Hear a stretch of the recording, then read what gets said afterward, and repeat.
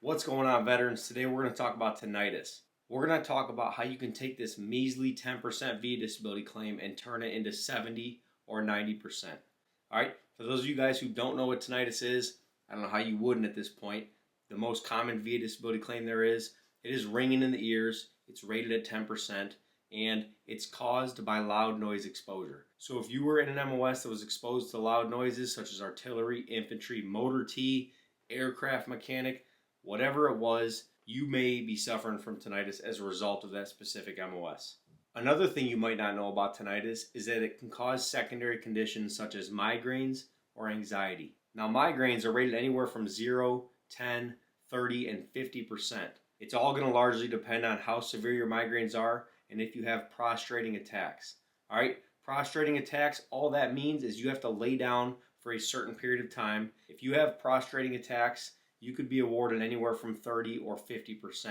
Anxiety falls under the mental health umbrella. All right, this is rated anywhere from 0, 10, 30, 50, 70, and even 100% disability depending on the severity of your conditions. All right, when it comes to mental health conditions such as anxiety, it's going to all largely depend on your total social and occupational impairment. So like I said, it's all going to depend on the severity of your conditions. If your tinnitus causes either migraines, anxiety, or both, I highly recommend you guys get into a doctor and get a diagnosis. All right, you've heard me say it time and time again. Getting the diagnosis is the first step in the first half of the battle. All right, having the diagnosis is one of the requirements to even get approved for a VA disability claim.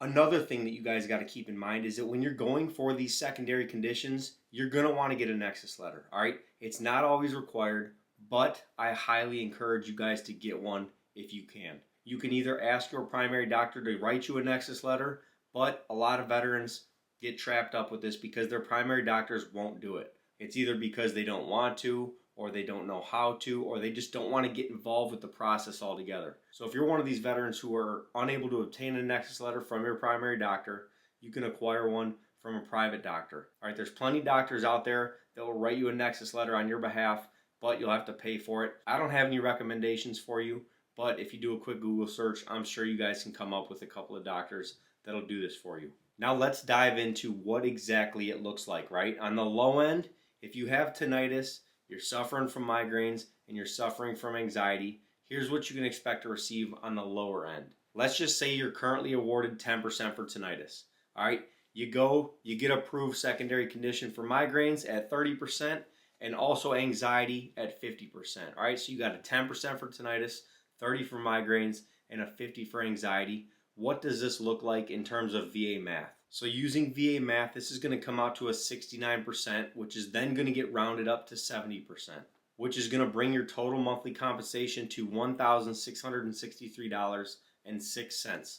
Keep in mind that number is for a veteran alone with no dependents. Now that is on the low end. Let's talk about the high end.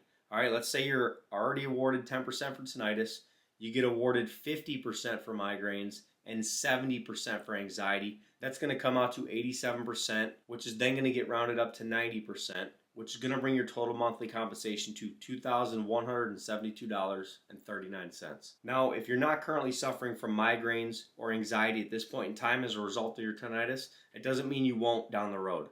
All right? If you do at some point develop these secondary conditions as a result of your tinnitus, I encourage you guys to go get that diagnosis, get a medical nexus letter, file those claims, and get the disability benefits that you deserve. All right, now you know the process to get approved, and if you're looking for further help, reach out to an accredited VSO and get the assistance that you need to submit those claims. All right, if you guys found this video helpful and think it'd be helpful for other veterans, smash the like button, subscribe to the channel, and I'll be seeing you guys real soon. This is Tony with For the Core. Semper Fi.